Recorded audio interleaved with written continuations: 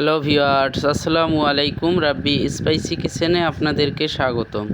আজকে আপনাদের সঙ্গে শেয়ার করতে যাচ্ছি রেস্টুরেন্টের কিমা সমুসার রেসিপি।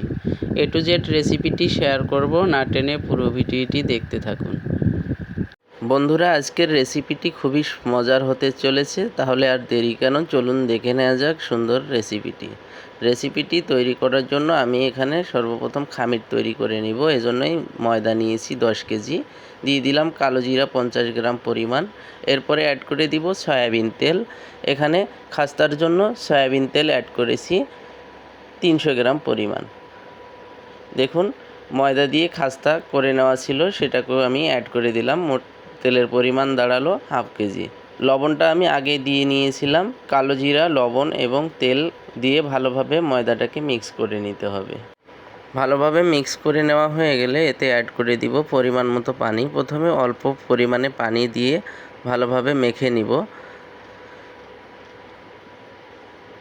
দেখুন, পানির পরিমাণটা একবারে অ্যাড করতে যাবেন না, নয়তো খামিরটা নরম হয়ে যেতে পারে। এজন্যই আস্তে আস্তে অ্যাড করে দিবেন, বুঝে শুনে, খামিরটা যাতে বেশি নরম না হয়ে যায়। কিমা সমোসার খামিরের জন্য খাস্তার পরিমাণটা অল্প করে দিতে হবে, বেশি পরিমাণ দেওয়া যাবে না। দেখুন, ভালোভাবে মিক্স করে নেওয়া হয়ে গেলে 2 হাত দিয়ে চাপ দিয়ে দিয়ে খামিরটাকে ফিনিশিং করে নিতে হবে।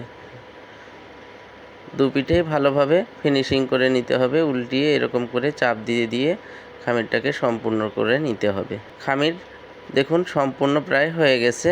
এখন আমি কিমাটাকে রান্না করে নিব। চুলায় কড়াই বসিয়ে দিয়েছি, এতে তেল দিয়ে দিচ্ছি 200 গ্রাম পরিমাণ। দিয়ে দিলাম 1 কাপ রসুন বাটা দেওয়ার পর একটু নেড়ে চেড়ে নিচ্ছি। এরপরে দিয়ে দিচ্ছি 1 কাপ পরিমাণ আদা বাটা, আবারও একটু নেড়ে চেড়ে নিব।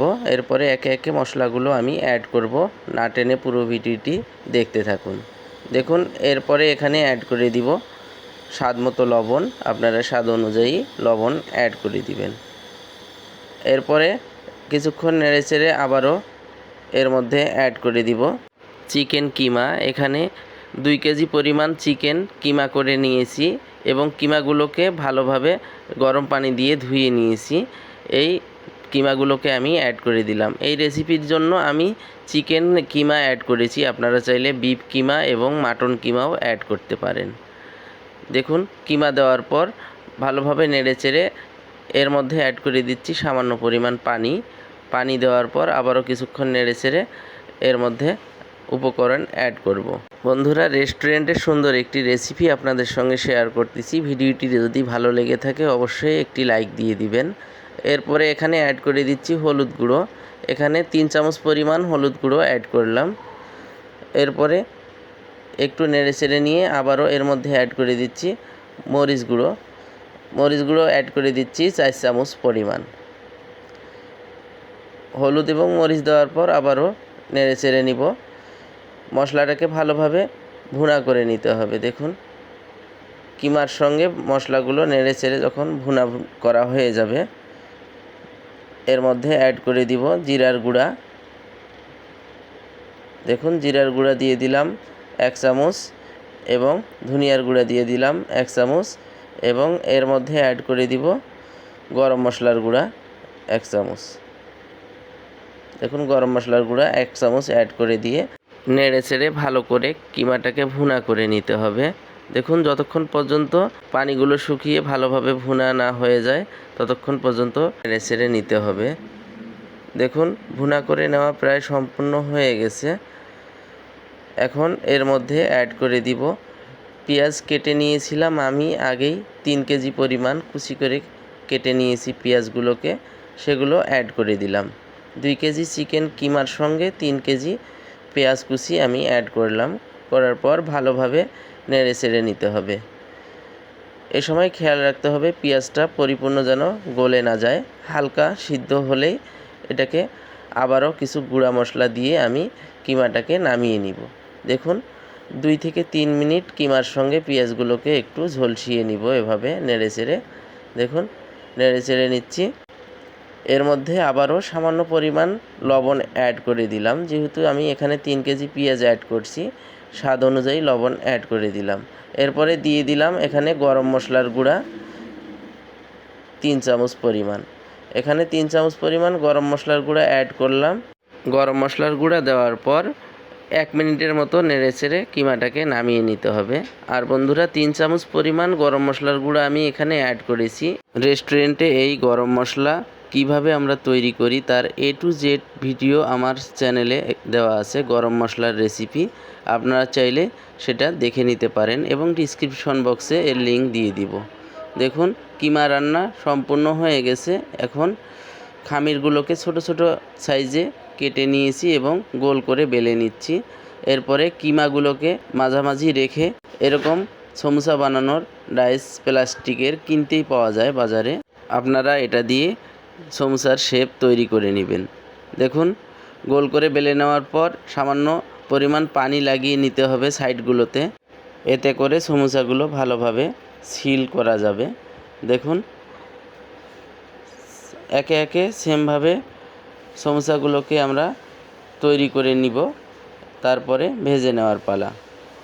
আপনারা চাইলে হাতেও এর শেপ তৈরি করে নিতে পারবেন। দেখুন, সমুচাগুলোকে তৈরি করে নিয়েছি এবং চুলার মধ্যে তেল উঠিয়ে দিয়েছি। হালকা গরম হয়ে আসলে তেলগুলো এর মধ্যে সমুচাগুলোকে ছেড়ে দিতে হবে। বেশি গরম তেলে ছেড়ে দেওয়া যাবে না, হালকা গরম হয়ে আসলে এর মধ্যে ছেড়ে দিতে হবে।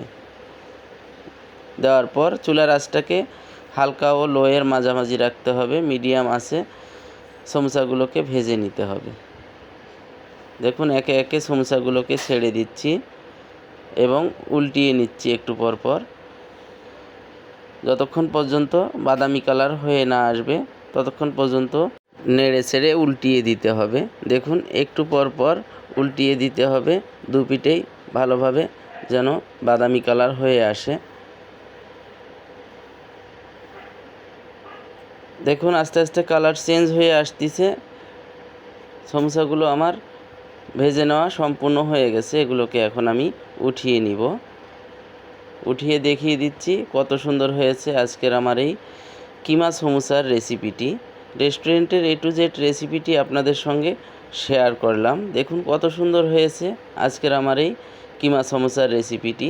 রেস্টুরেন্টের মতো করে বাসায় আপনারা অবশ্যই এই রেসিপিটি ট্রাই করতে পারেন, খুবই মজার হয়ে থাকে এই রেসিপিটি। আমি এখানে চিকেন কিমা দিয়ে এই সমুচাটি তৈরি করেছি। আপনারা চাইলে বিফ কিমা এবং মাটন কিমা দিয়েও এই রেসিপিটি তৈরি করে নিতে পারেন।